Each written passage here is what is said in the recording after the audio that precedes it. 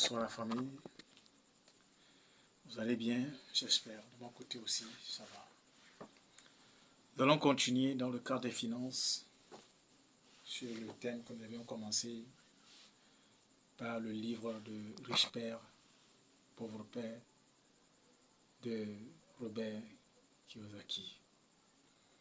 Et hier nous avons parlé du premier point qui est mettre l'argent en son service et non travailler pour de l'argent. Aujourd'hui, le deuxième niveau, c'est baisser son niveau de vie. Quand on a parlé de comment est-ce que nous pouvons augmenter notre capacité d'investissement, nous avions parlé de se faire. Se faire revient encore, c'est baisser son niveau de vie. Puisque la réalité, ce n'est pas combien tu gagnes, mais c'est combien tu arrives à conserver. Ça doit être le but de la vie. Dans le cas des finances, nous devons changer notre façon de voir l'argent. L'argent, ce n'est pas pour dépenser. Non. Quand nous avions en tête, cette pensée m'a toujours détruite. À un moment, je ne sais pas qui m'a donné cette pensée. Pour moi, c'était l'argent, c'est pour payer des factures. On travaille pour payer des factures. J'ai écouté quelqu'un qui m'a dit ça et ça m'a influencé. Puisque c'était une grande personne, c'était un rôle modèle pour moi. Et quand elle a dit ça, je dis, mais écoute, voilà, nous travaillons que pour payer des factures. Donc ça voudrait dire que tout ce qui doit rentrer, c'est pour payer des factures. C'est pour acheter ce que je vais acheter, dépenser, attendre encore. Donc je n'avais pas en tête ce qu'on appelle investir. Alors que ce n'est pas ça. Ce n'est pas combien tu gagnes qui compte, mais c'est combien tu arrives à conserver à la fin. C'est dans la conservation, c'est dans l'épargne que tu peux investir. Si tu vas toujours payer les factures, avec ce que tu gagnes, ça veut dire que tu ne pourras jamais investir. Et si tu ne peux pas investir, tu es fini. Impossibilité à la richesse. Donc il faut réduire son niveau de vie. Il faut réajuster son budget. Il faut diminuer ses dépenses. Il faut diminuer ses sorties.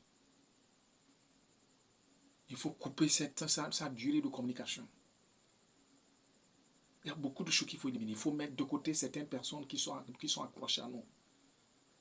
Les poids de famille, les charges inutiles. Des fois, nous pensons être des dieux sur la terre, ce qui n'est pas notre responsabilité.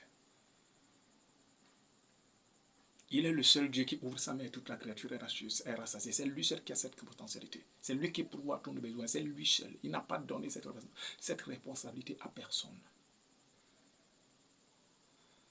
Si tu arrives à t'occuper de toi, de ta famille, si tu arrives à t'occuper de toi, de ce que tu dois manger, de ce que tu dois boire, de là où tu vas dormir, c'est fini, ça suffit. De ce que tu vas te vêtir, ça suffit. Et dans tout cela, tu as besoin de minimiser.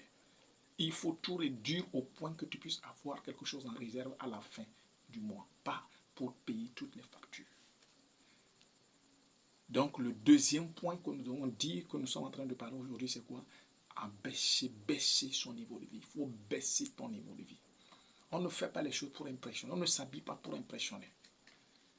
On ne mange pas pour impressionner. On ne boit pas pour impressionner. On ne sort pas pour impressionner. Parce qu'à la fin de la journée, celui que tu penses impressionner ne te regarde pas. C'est ça le contrat de la vie.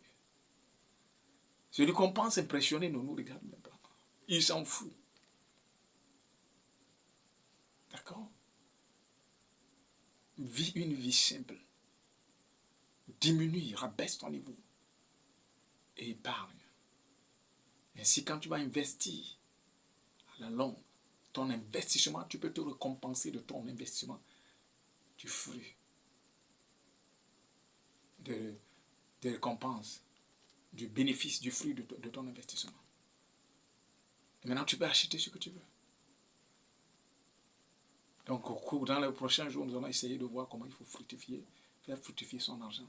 D'ici là, prenez bien soin de vous. C'est votre ami Daniel.